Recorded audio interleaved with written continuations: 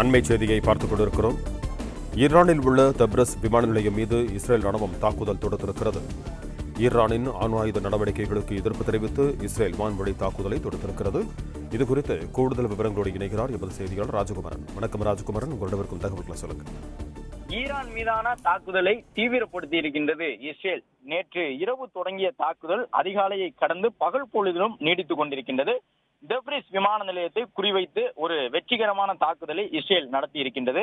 இந்த விமான தளம் என்பதும் கூட அவர்களுடைய ராணுவ நடவடிக்கைகளுக்கு மிகவும் பெரிய அளவில் பலன் தரக்கூடிய ஒரு விமான தளமாக இருந்ததாக சொல்லப்படுகின்றது. அந்த டெப்ரிஸ் விமான நிலையத்தை கரும்புகை சூழ்ந்திருக்கக்கூடிய காட்சிகளை பார்த்துக் கொண்டிருக்கின்றோம். ஈரானிலே 10க்கும் மேற்பட்ட இடங்களை குறிவைத்து தொடர்ச்சியான தாக்குதலை இஸ்ரேல் நடத்தி கொண்டிருக்கின்றது. ஏனென்றால் ஈரானை பொறுத்தவரை இஸ்ரேலை சுற்றி இருக்கக்கூடிய நாடுகளின் கிளர்ச்சியாளர்களுக்கு தொடர்ந்து ஆயுத உதவி வழங்கி கொண்டிருக்கின்றார்கள். சூடான் உள்ளிட்ட நாடுகளில் இருந்து செயல்படக்கூடிய குழுக்களுக்கும், அதே போன்று காசா முனையில் இருந்து செயல்படக்கூடிய யுத்த குழுக்களுக்கும், லெபனானில் இருந்து செயல்படக்கூடிய ஹிஸ்புல்லா உள்ளிட்ட யுத்த குழுக்களுக்கும் ஆயுத உதவியை ஈரான் வழங்கி கொண்டிருக்கின்றது.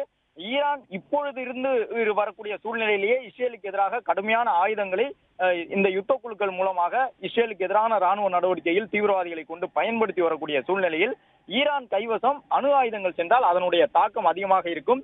இது இஸ்ரேல் நாட்டுக்கு ஒரு மிகப்பெரிய அச்சுறுத்தலாக அமைந்துவிடும் என்பதன் காரணமாகத்தான் ஈரான் என்ன செய்து கொண்டிருக்கின்றது என்பதை தொடர்ந்து இஸ்ரேல் ராணுவம் உற்று கவனித்து வருகின்றது. அதனுடைய உளவு அமைப்பின் மூலமாக கண்காணித்த பொழுது யுரேனியத்தை செறிவூட்டக்கூடிய அந்த தன்மையிலே அணு ஆயுதங்களை தயாரிக்க தேவையான அளவுக்கு யுரேனியத்தை செறிவூட்ட தொடங்கி இருக்கின்றது ஈரான் என்ற தகவல் இஸ்ரேலுக்கு கிடைத்திருக்கின்றது.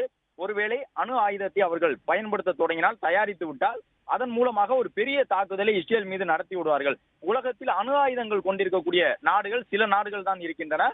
அதிலும் குறிப்பாக இந்த இஸ்லாமிய கூட்டமைப்பில் இடம்பெற்றிருக்கக்கூடிய நாடுகளில் பாகிஸ்தான் தவிர்த்து வேற எந்த நாட்டிடமும் அணு ஆயுதங்கள் இல்லை. ஆனால் இப்போது ஈரானும் அணு ஆயுதத்தை உற்பத்தி செய்யக்கூடிய நிலையை எட்டிவிட்டது.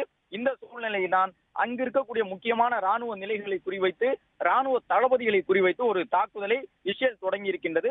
கடந்த பல மணி நேரங்களாக நடந்து கொண்டிருக்கக்கூடிய இந்த தாக்குதலில் ஈரான் தன்னுடைய முக்கியமான ராணுவ தளபதிகளை மட்டுமல்லாமல் முக்கியமான ராணுவ தளங்களையும் இழந்து கொண்டிருக்கின்றது. இஸ்ரேல் தாக்குதலில் அங்கிருக்கக்கூடிய ஒரு முக்கியமான விமான தளம் கொழுந்து விட்டு எரிந்து கொண்டிருக்கக்கூடிய காட்சிகளை பார்க்கின்றோம். கரும்புகை அடர்ந்து எரிந்து கொண்டிருக்கின்றது. இந்த டெப்ரிஸ் என்று சொல்லப்படக்கூடிய பகுதியில் தான் இந்த தாக்குதலை இஸ்ரேல் நடத்தி முடித்திருக்கின்றது. மேலும் அணு ஆயுதங்களை தயாரிக்கக்கூடிய நிலைகள் எங்கே இருந்தன என்பதை கண்டறிந்து அங்கும் விமானம் மூலமாக குண்டு வீசி தாக்குதல் நடத்தி இருக்கின்றார்கள். அது மட்டுமல்லாமல் 5000 கிலோமீட்டருக்கும் கூடுதலான இலக்குகளை துல்லியமாக சென்று தாக்கக்கூடிய, கண்டம் விட்டு கண்டம் பாயக்கூடிய ஏவுகணைகளை கிட்டத்தட்ட இறுதிக்கட்ட சோதனைக்கு உருவாக்கி வைத்திருக்கின்றது அந்த நாடு. இந்த சூழ்நிலையில் தான் அதுபோன்று ஈரான் நாட்டுக்குள் கண்டம் விட்டு கண்டம் பாயக்கூடிய ஏவுகணைகள் இருக்கக்கூடிய ராணுவ தளங்களையும் குறிவைத்து தாக்குதல் நடத்தி இருக்கின்றனர். பிளே ஸ்டோர் மற்றும் ஆப் ஸ்டோரில் இருந்து பாலிமர் செயலியை QR கோடு மூலம் பதிவிறக்கம் செய்யுங்கள். செய்திகளை உடனுக்குடன் பெறுங்கள்.